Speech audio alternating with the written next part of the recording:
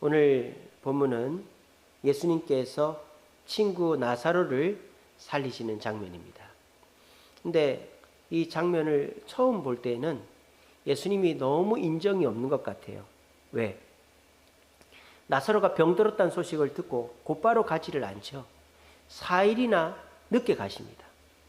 4일이나 늦게 오셔가지고 딱 왔더니 어떻게 돼 있어요? 나사로가 이미 어떻게 됐어요? 죽어버렸어요. 그런데 예수님이 지금 뭐라고 하십니까? 나는 부활이요 생명이니 나를 믿는 자는 죽어도 산다 라고 말씀하시는 거예요. 그래서 예수님은 지금 나사로를 살릴 마음으로 오신 것입니다. 그렇게 해서 예수님은 부활과 생명의 능력이 있으시다라는 것을 보여주려고 4일이나 늦게 나사로가 죽은 다음에 오신 것입니다. 근데 예수님께서 나는 부활이요 생명이니 나를 믿는 자는 죽어도 산다 이 말씀을 갖고 오셨지만 그때 나사로가 곧바로 살아난 게 아닙니다. 그죠? 그러니까 말씀만 가지고는 능력이 나타나지 않는다는 것입니다. 예수님 당시에 말씀을 제일 많이 알고 있었던 사람들은 바리새인이죠. 율법을 얼마나 연구하고 모세오경을 다 외우고 그뿐입니까? 그 율법을 몸소 지켰죠. 금식하고 구제하고 율법에 어긋나는 행동들은 안 하려고 발버둥을 쳤던 사람들이 바리새인들입니다. 근데 이 바리새인들에게는 능력이 나타나지 않았습니다. 그만큼 말씀을 많이 알고 있는데도 말이죠. 또 극단적인 예가 가룟 유다죠. 가룟 유다가 뭐라고 합니까? 한 여인이 예수님의 발에다 향유를 붓고 자기 머리카락으로 예수님 발을 닦으니까 뭐라고 합니까? 말씀을 언급하죠. 너는 왜 그 향유를 허비하냐? 가난한 사람들 도와줘야지.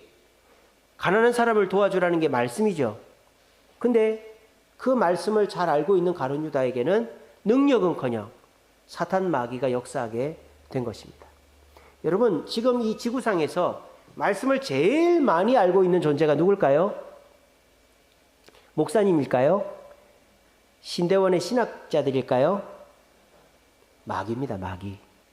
마귀가 말씀을 제일 잘 알고 있습니다. 아마 마귀는 이 성경 66권을 다 외우고 있을걸요, 아마. 이 세상에서 지금 말씀을 우리보다도 더 많이 알고 있는 존재는 마귀입니다. 마귀는 엉뚱한 말로 우리를 유혹하지 않습니다. 하와를 유혹할 때도 하나님의 말씀을 가지고, 예수님을 유혹할 때에도 말씀을 가지고 유혹을 합니다. 말씀을 알고 있는 것만으로 능력이 나타나지 않는다라는 것을 바리새인, 가룟 유다, 마귀를 통해서 알 수 있습니다. 예수님은 나사로가 살아나야 내가 부활과 능력의 주인이다라는 것을 나타낸다는 걸 알고 계셨고 그 말씀을 가지고 계셨지만 그 말씀이 틀렸다라는 게 아니고 능력이 없다는 게 아니고 그 말씀만으로는 오늘 나사로가 살아나지 않고 있는 것입니다. 그렇다면 나사로는 언제 살아나고 있을까요? 저와 여러분들이 오늘 읽었죠. 예수님이 가니까 눈물바다가 되어 있는 거예요. 다들 모인 사람들이 다 울고 나사로의 동생들이 울고 막 우는 거예요. 그래서 예수님이 물어봅니다. 그를 어디에 두었느냐? 그를 어디에 두었느냐? 그랬더니 주여 와서 보옵소서. 그래서 나사로의 무덤으로 가는 거예요. 근데 가면서 예수님이 어떻게 하십니까? 35절에 눈물을 흘리시더라 그랬습니다. 예수님이 눈물을 흘린 다음에 말씀으로 나사로를 불렀더니 나사로가 살아서 나온 것입니다. 예수님이 눈물 흘리고 예수님이 이렇게 인간적인 모습이 나온 것이 한두 번인가? 예수님도 인간인데 눈물 흘릴 수 있지. 그렇게 생각이 되시죠? 근데 여러분, 이 요한복음에만큼은 예수님이 눈물 흘렸다, 괴로웠다, 고통스러웠다 이런 말이 전혀 나오지 않습니다. 왜냐? 마태, 마가, 누가복음은요 예수님의 인성, 인간의 모습을 강조하고 있어요. 마태복음은 왕으로 오신 예수님, 또 마가복음은 인자로 오신 예수님, 누가복음은 섬기러 오신 예수님, 이런 식으로 인간의 모습을 강조하고 있단 말입니다. 그거를 이 사도 요한이 다 읽어봤어요. 마태복음도 읽어보고 마가복음도 읽어보고 누가복음도 읽어봤어요. 근데 예수님의 하나님 되신 예수님의 신성이 덜 강조되어 있는 거예요. 그래서 이 요한이 요한복음을 쓸 때에는 예수님의 신성을 강조하고 이 요한복음을 썼다라는 거예요. 그래서 요한복음의 시작은 예수님이 태어나는 걸로 시작 안 합니다. 인성을 강조하려면 인간으로 태어난 걸 강조하죠. 근데 요한복음은 어떻게 시작합니까? 태초에 말씀이 계시니라. 그 말씀이 사람과 함께 있는데 그분이 예수님이다. 그렇게 시작하는 거예요. 그래서 이 요한복음, 특별히요, 여러분 요한복음 뒤에 가면 십자가 달리시는 장면이 나오거든요. 그때도 예수님이 뭐 괴로웠다, 힘들었다 이런 말이 안 나와요. 그러니까 이 요한복음에는 철저하게 예수님의 하나님 되신만을 강조하고 있는데 몇 안 되는 부분 중에 하나가 여기 우셨다라는 부분이 나사로의 죽음 앞에서 나타나고 있는 거예요. 왜? 죽은 자를 살리는 능력은 쉬운 능력이 아니죠. 그냥 예수님이 병자들에게 네 몸을 제사장에게 보이라 하면은 병이 낫고 네가 죄사함을 받았다면 죄사함을 받았어요.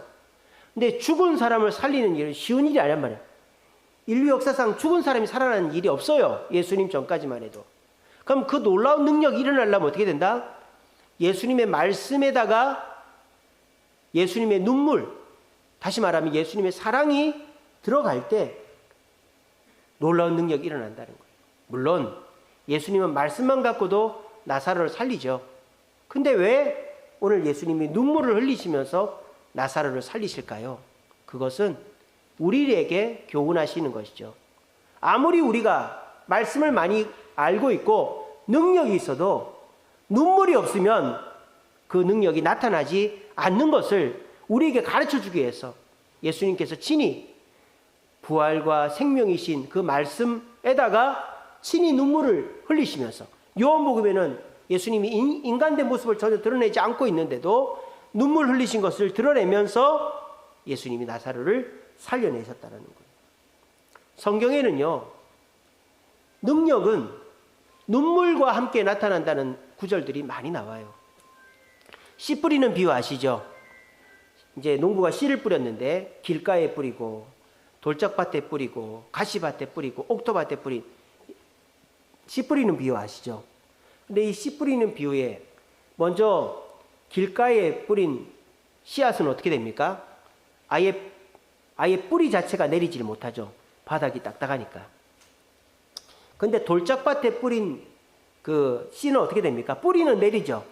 근데 금방 말라버렸다 그랬어요. 가시밭에 내린 씨는 뿌리도 내리고 잎도 났는데 가시 때문에 잘 자라지를 못한다 그랬어요. 특별히 돌짝밭에 뿌린 그 씨앗이 뿌리는 내렸지만 말라버린 이유가 뭡니까?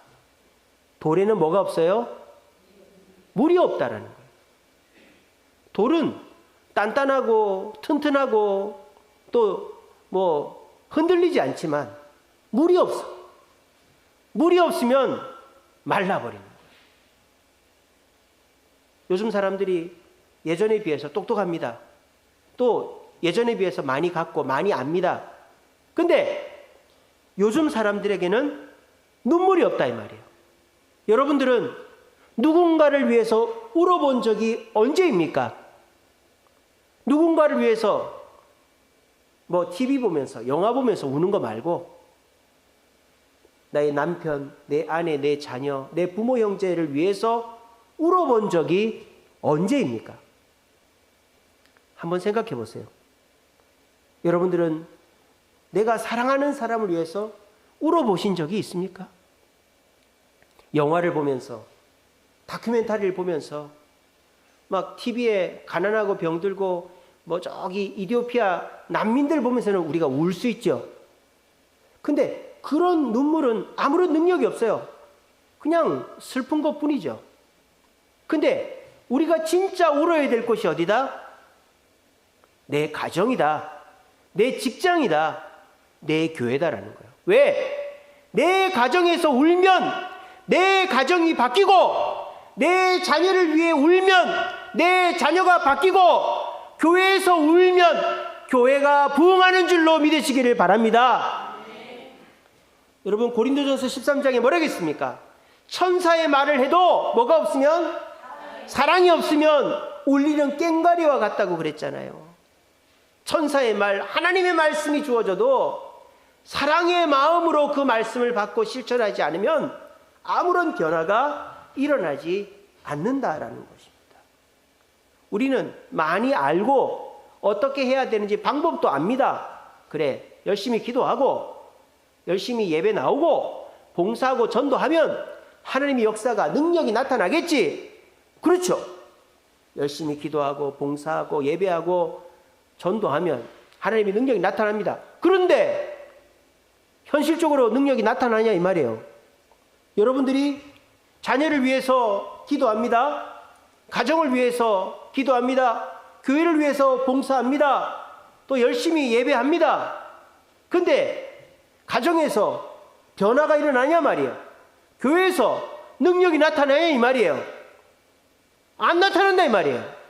그게 왜 그런가? 하나님의 말씀이 잘못됐나? 아니죠. 하나님의 말씀은 능력이 있고 하나님의 말씀은 우리에게 하나님의 역사를 일으켜 주죠. 근데 문제는 우리의 가슴이 메말라 있다는 거예요. 돌짝밭에 물기 없는 그곳에 씨앗이 말라 비틀어지는 것처럼 우리의 눈에 눈물이 사라져 버리니까 내 남편과 내 아내가 변화되지 못하고 내 자녀가 변화되지 못하고 이 교회가 변화되지 못하고 있는 것입니다.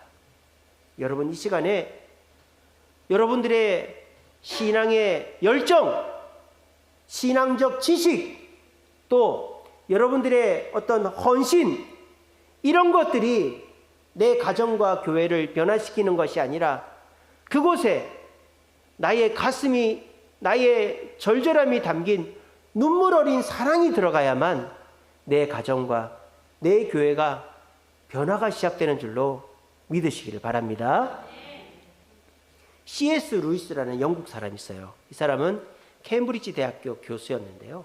아주 똑똑하고 아주 지적인 분입니다. C.S. 루이스. 근데 이분은 원래 무신론자였어요. 예수를 안 믿었어요. 근데 이분이 31살 때 1929년 우리나라 한창 일제 시대 때 1929년도에 예수님을 믿게 됐어요. 이분이. 그래서 그때서부터 자신이 케임브리지 대학교 교수를 하면서 얼마나 똑똑하겠어요. 얼마나 그 머리가 박식하고 논리 정연하고 배경 지식이 많겠어요. 그걸 가지고 어떻게 했느냐? 예수님을 설명하고 신앙을 설명하고 사람들을 신앙으로 인도하는 많은 신앙적인 책들을 썼어요. 고통의 문제, 순결한 기독교, 이런 신앙서적을 썼고요. 또 소설을 썼어요. 기독교적인 그 배경을 둔 나니아 연대기라는 소설을 썼어요. 여러분 반지의 제왕 아시죠? 반지의 제왕의 모티브가 되는 소설이 나니아 연대기예요. 그래서 그 톨킨과 쌍벽을 이루는 그 소설가가, 그때 당 소설가가 C.S. 루이스였어요. 그래서 이 C.S. 루이스는 케임브리지 대학교 교수로 머리는 박식했는데 이 사람이 가슴이 메말라 있었어요.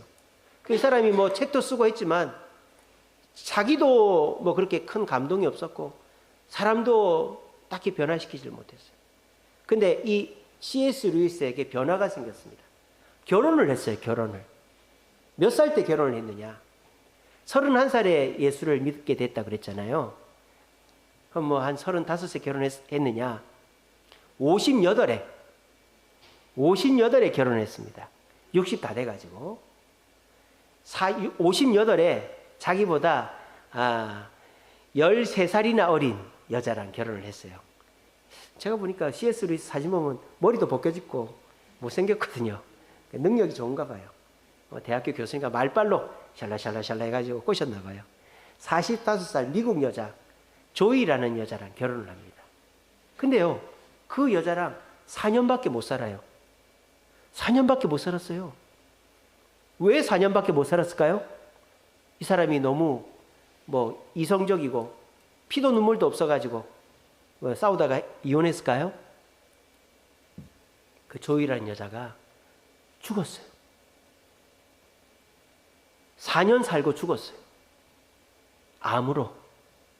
암으로 죽었어요.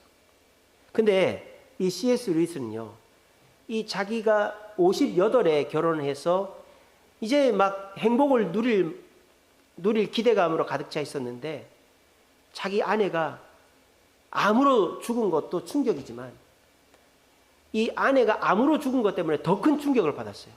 왠 줄 아십니까?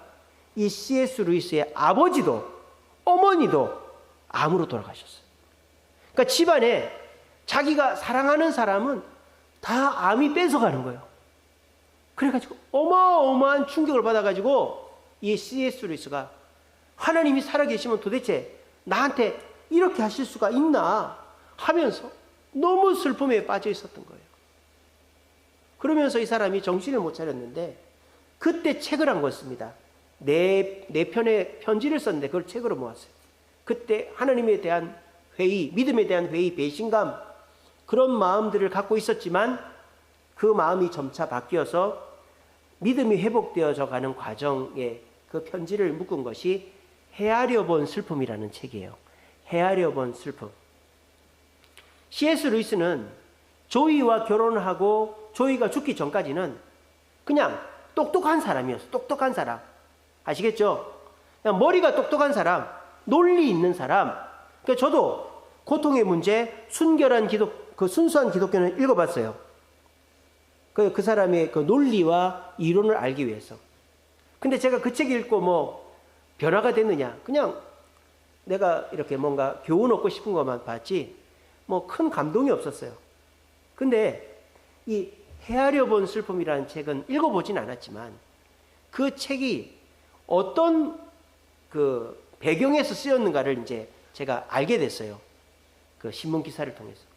자기 결혼을 한 지 4년 만에 아내가 암으로 죽은 것을, 그 충격을 받고는 이 사람이 그 충격에서 헤어나오려고 쓴 책이 그 헤아려 본 슬픔이라는 책이에요. 근데 이 책이 어떤 역할을 해요? 사람을 변화시키는 거예요. 능력이 있는 책이 된 거예요. 어떻게? 똑같은 어려움을 겪는 사람 있지 않겠어요?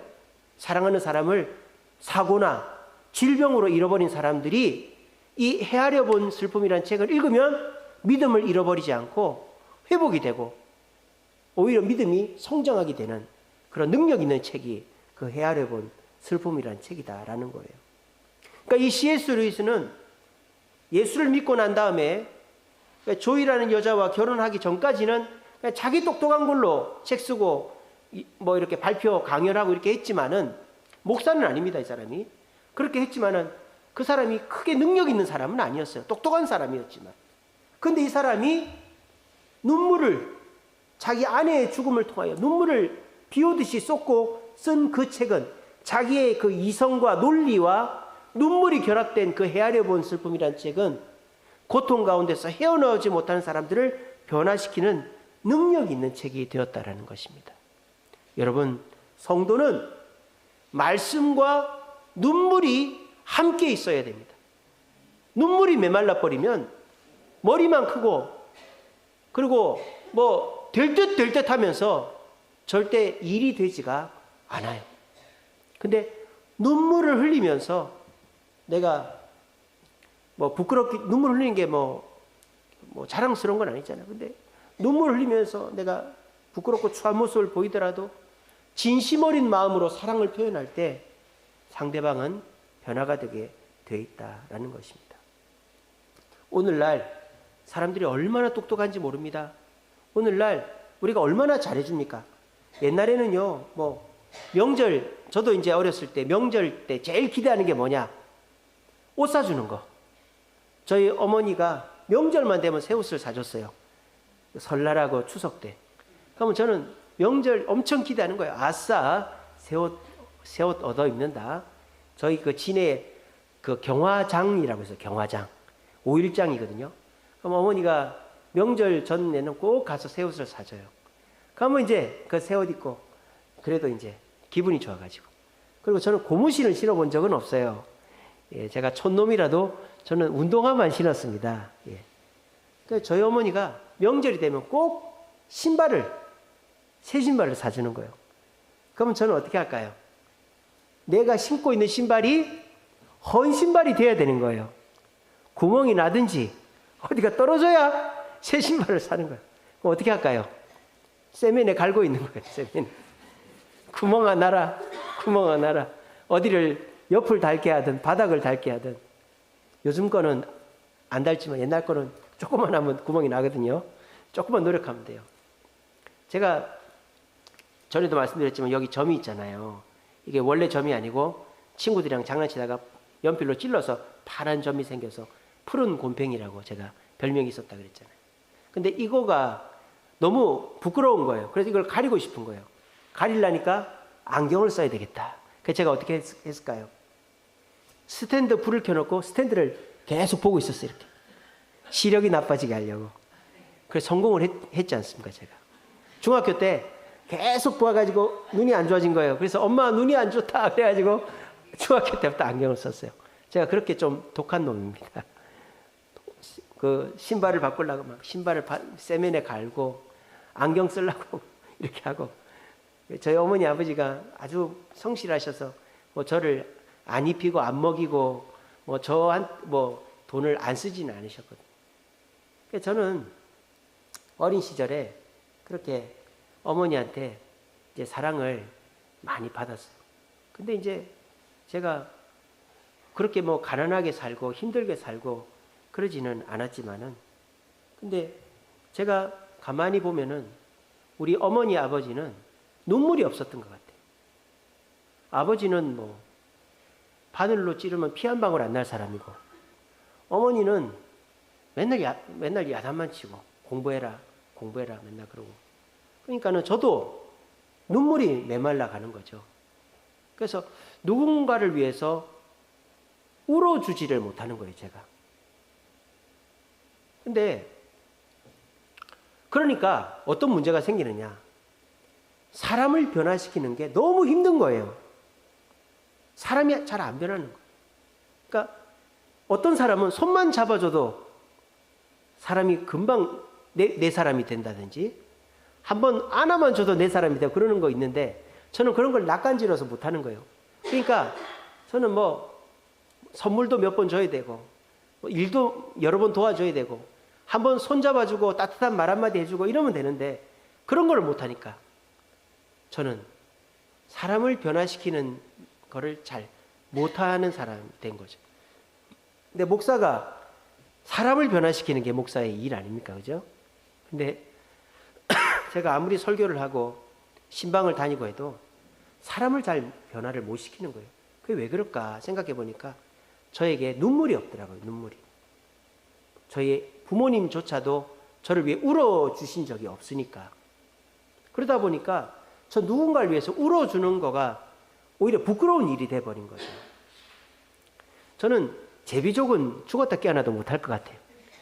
사모님 하면서 손잡고 울기도 하고 막 그렇게 막 아양을 떨어야 되는데, 저는 그런 일을 못하니까 그냥 목석같이 있으니까 저는 제가 결혼은 어떻게 했는지 모르겠어요. 예. 그래서 저는 참 눈물이 없는 사람이에요.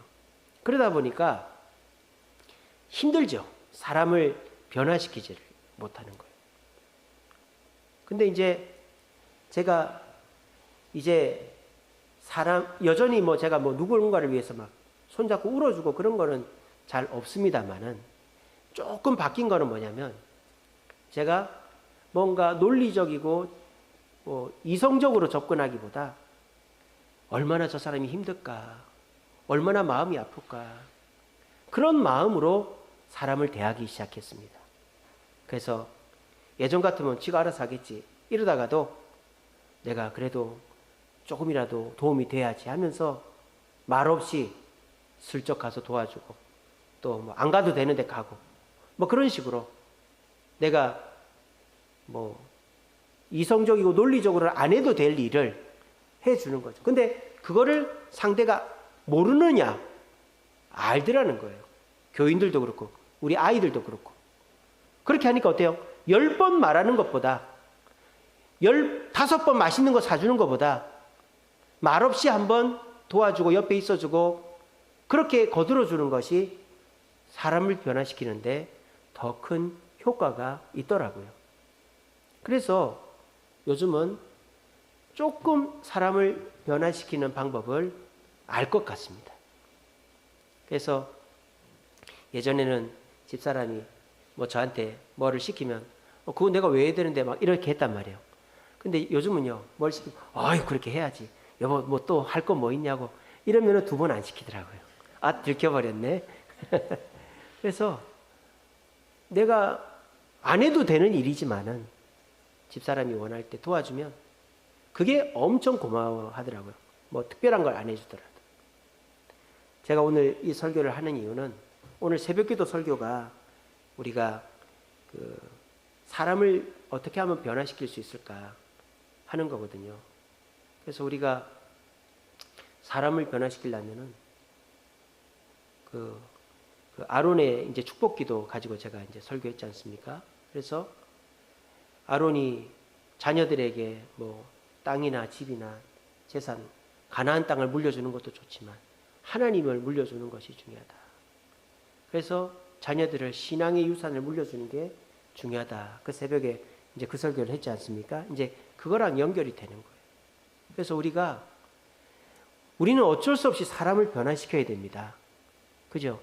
예수님도 이 땅에 오셔서 예수님이 이 땅에 딱 오셨을 때는 예수님을 믿는 사람이 아무도 없었죠. 근데 어떻게 됐습니까? 변화가 된 거죠. 그래서 12명이 변화가 됐고 또 수십 명, 수백 명이 변화가 돼서 지금 20억 넘는 인구가 예수를 믿지 않습니까? 그러니까 우리는 결국 사람을 변화시켜야 돼요.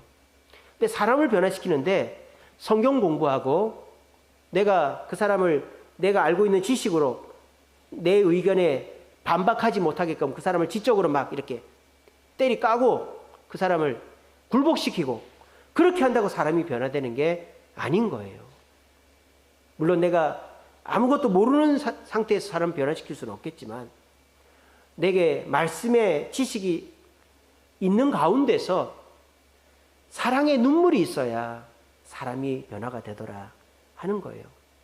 여러분들이 지금 뭐 부모님, 형제들, 남편, 아내, 자녀들을 주님께 인도하려고 하는데 번번이 실패하는 이유가 뭔지 생각해 보세요. 여러분 자녀들이 교회가 어떤 곳인지 몰라서 그럴까요? 여러분들이 신앙생활 열심히 하는 거 몰라서 그럴까요? 하나님이 예수님이 천국과 지옥이 어딘지 몰라서 그럴까요? 다 알고 있다고 저는 생각합니다. 근데 왜 부모, 형제, 자녀가 변화되지 않느냐? 우리의 눈물이 메말랐기 때문에. 우리가 얼마나 자녀 앞에서 예수 믿고 천국 가야 된다고 울어주었는지, 자녀의 아픔을 위해서, 부모의 아픔을 위해서, 형제의 아픔을 위해서 울어주었는지 우리 자신이 우리를 돌아봐야 된다. 저는 확신합니다. 말씀을 품고 울어줄 때 얼마 지나지 않아서 우리의 부모, 형제, 자녀는 주님께로 돌아오게 될 줄로 믿으시기를 바랍니다. 여러분, 우리가 장기 프로젝트를 해야 돼요. 내 주변 사람들을 변화시키는 게 우리의 사명입니다.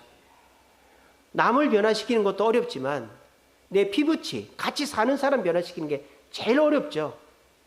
그러려면 우리가 이거를 그냥 쉽게 생각하면 안 되고 오래 준비해야 돼요. 그래서 제가 3가지 말씀드렸죠. 오늘 새벽에. 첫째는 좋은 관계를 유지하라고. 잔소리하고 야단치지 말고 좋은 관계. 그래서 지금부터라도 아이 빌어먹을 놈아 나가 죽어라 그런 얘기하지 마시고 집에서 여러분들의 자녀들이 짐승만도 못한 자녀가 되어 있지 않습니까? 에이 짐승만도 못한 놈 그렇게 얘기하지 마시고 그래 괜찮아 할 수 있어 다음에 잘하면 되지. 좋은 관계를 유지하세요. 그리고 신앙의 좋은 모습을 보여주세요.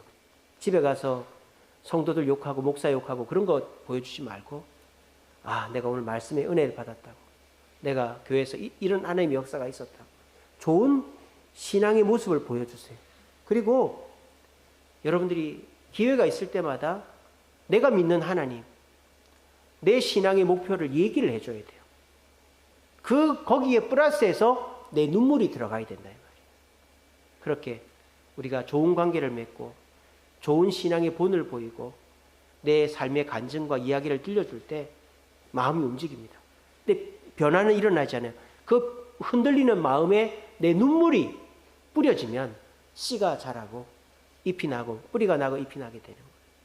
그래서 이번 설 명절서부터 해가지고 장기 프로젝트로 여러분 나는 천국에 있는데 지옥에서 고통스러워하는 자녀 부모 형제 보면 천국이 천국이겠어요? 지옥이지. 여러분들 천국을 나에게 지옥으로 만들지 마십시오. 고개만 숙이면 지옥에서 고통받고 있는 자녀가 보이고 부모 형제가 보이면 얼마나 천국에 있는 나도 힘들겠어요.